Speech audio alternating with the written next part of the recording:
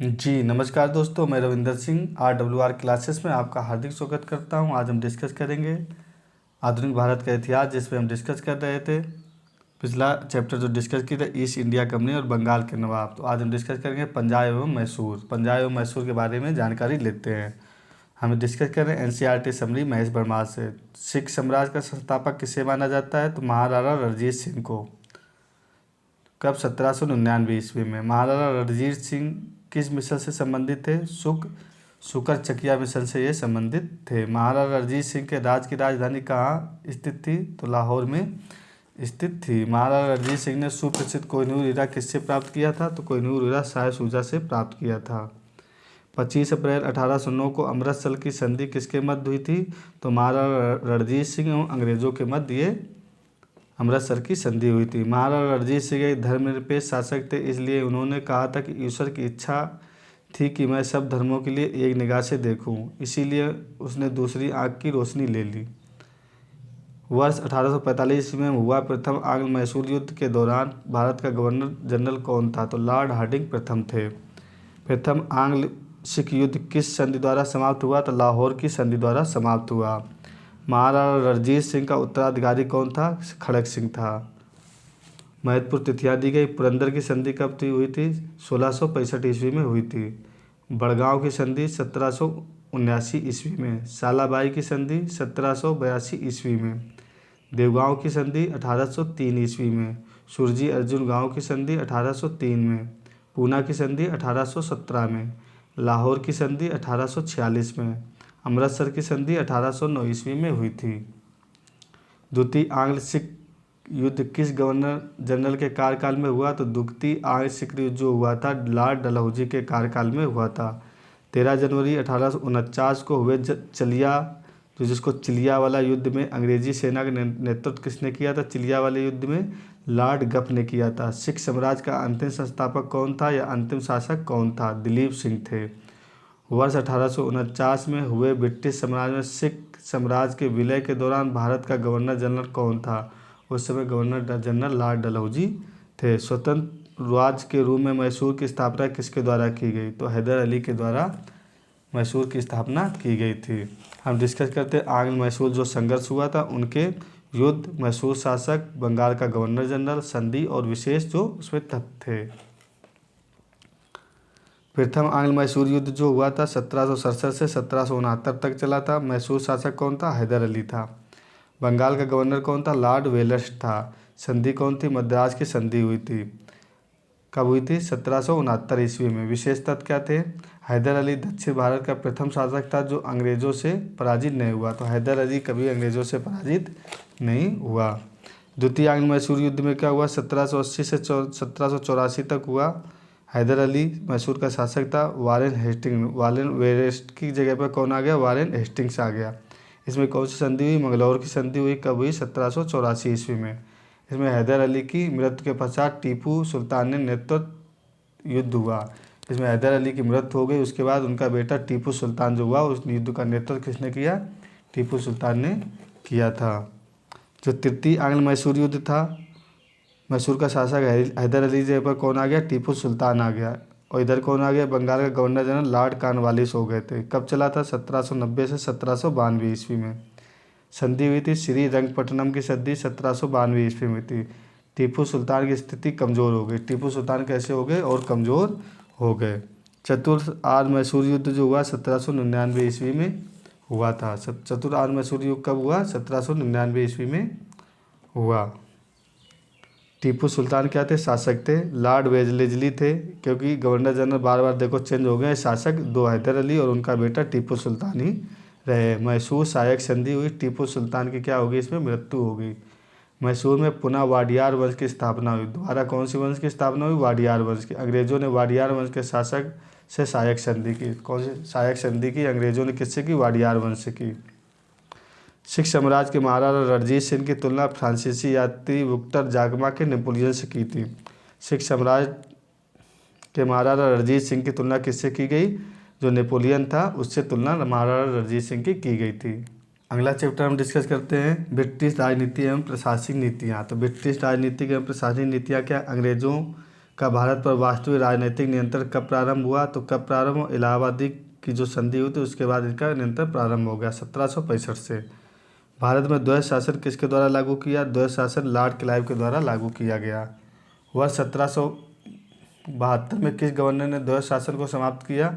तो Warren Hasting ने द्वैध शासन को समाप्त किया। भारत में न्यायिक सेवा के जन्मदाता किसे माना जाता है? तो वारेन हेस्टिंग को न्यायिक सेवा का जन्मदाता माना जाता है। वारेन हेस्टिंग के कालकाल में रेगुलेटिंग एक्ट 1773 के अंतर्गत वर्ष 1774 में कलकत्ता में सुप्रीम कोर्ट की स्थापना की गई। इसके प्रथम मुख्य न्यायाधीश सर एलिजा एम्पे थे। तो 1773 में क्या हुआ? कलकत्ता में सुप्रीम कोर्ट की स्थापना की गई। तो उसके मुख्य न्यायाधीश कौन थे? एलिजा एम्पे थे। भारत में पुलिस सेवा एवं सिविल सेवा का जन्मदाता किसे माना जाता? तो लॉर्ड कॉर्नवालिस को। वर्ष 1863 में प्रथम भारतीय आईसीएस अधिकारी बनने का गौरव किसे प्राप्त हुआ? सत्येंद्रनाथ टैगोर को। ब्रिटिश भारत में लोक सेवा संबंधी आयोग कौन कौन से आयोग बने ब्रिटिश काल में? इनके बारे में जान लेते हैं। तो एरियनचन आयोग था, कब बना था? 1886 में। लॉर्ड डफरिन इसके जन्मदाता थे। उस समय गवर्नर कौन थे? लॉर्ड डफरिन थे। इंसलिट्टन आयोग 1912 में। लॉर्ड हार्डिंग द्वितीय गवर्नर जनरल थे। ली आयोग आया था जो यूपीएससी के लिए था, 1923 में आया था ली आयोग। लॉर्ड रीडिंग के कार्यकाल में आया था। भारत सरकार अधिनियम 1935 के अंतर्गत संघीय लोक सेवा आयोग के गठन का प्रावधान किस आयोग के सुझाव पर किया गया? तो ली आयोग के सुझाव के आयोग पर किया गया। भूमि सुधार के उद्देश्य से भारत में स्थायी बंदोबस्त प्रणाली किसके द्वारा लागू की गई? तो लॉर्ड कॉर्नवालिस के द्वारा लागू की गई। भारत में साम्राज्य विस्तार के उद्देश्य में सहायक संधि प्रणाली की शुरुआत किसके द्वारा की गई? तो लॉर्ड वेलेस्ली के द्वारा की गई। सहायक संधि स्वीकार करने वाला प्रथम राज्य कौन था? तो हैदराबाद प्रथम राज्य था 1798 ईस्वी में। वेपगत का सिद्धांत या हड़प नीति डॉक्ट्राइन ऑफ लैब्स को किसके द्वारा लागू किया गया? लॉर्ड डलहौजी के द्वारा लागू किया गया। जो हड़प नीति थी, राज हड़प नीति में कहा गया था ऐसे राज्य जिनका निर्माण अंग्रेजों के सहयोग से हुआ है उन्हें राज्य के उत्तराधिकारी के लिए गोद लेने का अधिकार नहीं प्राप्त होगा। किस रिपोर्ट के आधार पर लॉर्ड डलहौजी ने अवध का अधिग्रहण किया? तो आउटरम रिपोर्ट के आधार पर। वेबगत सिद्धांत के अंतर्गत अधिगृहित किए गए राज्य वो कौन कौन से राज्य थे और कब किए गए? सतारा पहला राज्य था 1848 में, जैतपुर 1849 में, संबलपुर 1849 में, बघाट 1850 में, उदयपुर 1852 में, झांसी 1853 में, नागपुर 1854 में, अवध 1856 ईस्वी में। चतुराईपूर्ण निष्क्रियता की नीति किससे संबंधित है? चतुराईपूर्ण निष्क्रियता की जो नीति है वो किससे संबंधित है? जॉन लॉरेंस से। किस गवर्नर जनरल के कार्यकाल में भारत पर ईस्ट इंडिया कंपनी का शासन समाप्त हो गया? तो लॉर्ड कैनिंग के काल में। वर्ष 1861 में भारतीय दंड संहिता इंडियन पेनल कोड आईपीसी किसके काल में निर्मित हुई? तो लॉर्ड कैनिंग के कार्यकाल में। राज उपाधि अधिनियम 1876 पारित करके महारानी विक्टोरिया को कैसर हिंद की उपाधि प्रदान की गई। लॉर्ड लिटन के कार्यकाल में अकाल आयोग का गठन किया गया। स्ट्रेची आयोग 1880 ईस्वी में भारत का प्रथम अकाल आयोग था। तो प्रथम अकाल आयोग कौन था? स्ट्रेची आयोग, जो 1880 ईस्वी में ये बना था। भारत में स्थायी स्वशासन का जनक किसे माना जाता है? लॉर्ड रिपन को। ब्रिटिश काल में विभिन्न क्षेत्रों पर अधिकार, जो ब्रिटिश काल में विभिन्न क्षेत्रों में अधिकार हुए उनके बारे में जानते हैं।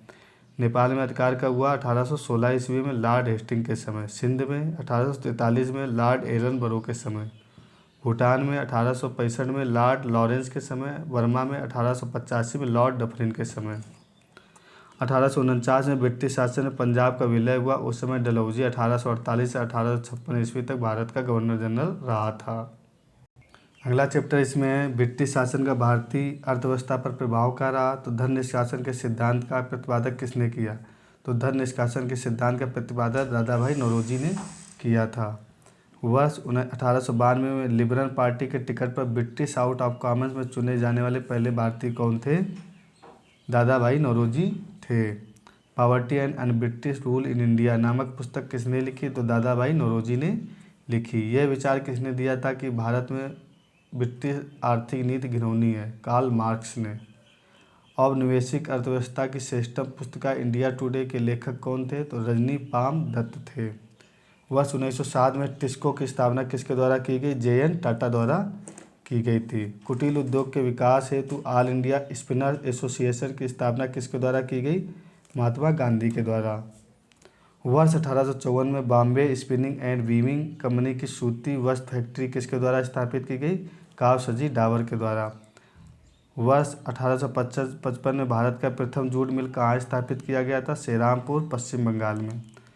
भारत का प्रथम चाय बागान कब स्थापित हुआ? वर्ष 1853 में। प्रसिद्ध इतिहासकार के.एम. पडिक्कर ने 1765 में 1772 के कार्यकाल में डाकू राज कहा। तो प्रसिद्ध इतिहासकार एम पडिक्कर जो थे 1765 से 72 के कार्यकाल को डाकू काल कहा था, डाकू राज इसको कहा गया था। प्रमुख कृषि पद्धतियाँ। तिनकटिया पद्धति जो थी, विशेषता क्या थी? इस प्रथा के अंतर्गत चंपारण बिहार के किसानों को अपने अंग्रेज बागान मालिकों के अनुबंध पर अंग्रेजी भूमि पर अपनी भूमि पर 3/20 भाग पर नील की खेती करना अनिवार्य था। तो तिनकटिया पद्धति में क्या था? 3/20 भाग पर नील की खेती करना अनिवार्य था। दादनी प्रथा क्या थी? इस प्रथा के अंतर्गत ब्रिटिश व्यापारी भारतीय उत्पादकों, कारीगरों, शिल्पियों आदि से निर्मित माल एवं प्राप्त करने के लिए अग्रिम अथवा पेशगी के रूप में धन देते थे। गवर्नर जनरल वारेन हेस्टिंग ने इजारेदारी प्रथा फार्मिंग सिस्टम का प्रारंभ किया। भू राजस्व की वसूली के लिए किया था। किसके लिए किया था? भू राजस्व की वसूली के लिए किया गया था। ब्रिटिश कालीन भू राजस्व व्यवस्था क्या थी? देखो, स्थायी बंदोबस्त थी जिसको जमींदारी बंदोबस्त कहते हैं, और रैयतवाड़ी थी और महलवाड़ी थी। स्थायी बंदोबस्त के जनक कौन थे? लॉर्ड कॉर्नवालिस थे 1793 में। रैयतवाड़ी के थॉमस मुरो 1820 ईस्वी में, और महलवाड़ी के होल्ड मैकेंजी थे 1822 ईस्वी में। जो स्थायी बंदोबस्त थी बंगाल, बिहार, उड़ीसा, उत्तर प्रदेश, बनारस और उत्तरी कर्नाटक में लागू थी। जो रैयतवाड़ी थी बम्बई, मद्रास, असम में। और जो होल्ड मैकेंजी ने की थी महलवाड़ी उत्तर प्रदेश, मध्य प्रांत और पंजाब में। समझ बिट्टी भारत का 19% किसमें? स्थायी बंदोबस्त। 51% किसमें था? रैयतवाड़ी पर, और 30% महलवाड़ी पर भूमि का पर कब्जा था। इसका प्रभाव क्या हुआ? टोटल हम जान लेते हैं। पारंपरिक अर्थव्यवस्था की विघटन हुआ, कृषकों की दरिद्रता हुई, कृषि में ठहराव तथा अनुन्नत हुई, पुराने जमींदारों का उन्मूलन तथा नए जमींदारों का क्या हुआ? उदय हुआ, कृषि का वाणिज्यीकरण हुआ। वह कौन सी भूमि राजस्व व्यवस्था थी जो सर्वाधिक ब्रिटिश क्षेत्रों पर लागू की गई? तो कौन सी? रैयतवाड़ी। वह कौन सी भू राजस्व व्यवस्था थी जो सर्वाधिक ब्रिटिश क्षेत्रों पर लागू की गई? रैयतवाड़ी। स्थायी बंदोबस्त परमानेंट सेटलमेंट का सिद्धांत किसके द्वारा किया गया? भू राजस्व के निर्धारण के द्वारा। भारत में रेलवे का जनक लाल डलहौजी को भारत में रेलवे का जनक माना जाता है। डलहौजी के प्रयत्नों के कारण महाराष्ट्र में सन 1853 में बॉम्बे से थाने तक प्रथम रेल चलाई गई। तो प्रथम रेल कब चलाई गई थी? 1853 ईस्वी में, बॉम्बे से थाने के बीच में।